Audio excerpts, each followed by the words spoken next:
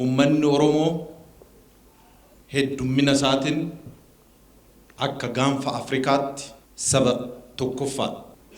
tokkoffaa ta'uu qofaa miti aadaa dilbii uummata qabu.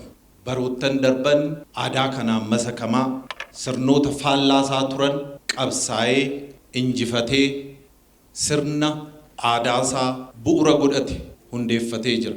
Uummanni Oromoo falaasamaa fi madda aadaasaa kan ta'e sirna gadaa biyya keenya fi uummattoota addunyaatiif uummata gumaacha, uummata aadaa fi seenaa, duudhaa, safuu guddaa qabu, uummata kabaja qabu, uummata guddaadha uummanni keenya. Kanaaf aadaa fi duudhaa qabnu eeguu, kunuunsuu, guddisuudhaan ijaarsa biyyaatiif akka galtee ta'u gochuun baay'ee barbaachisaadha.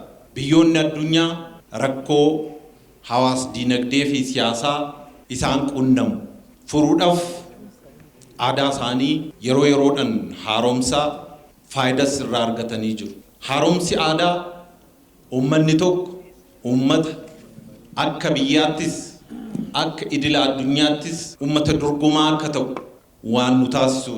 Aadaan adeemsa keessatti uumamaa hin guddataa haaromfamaas hin deema.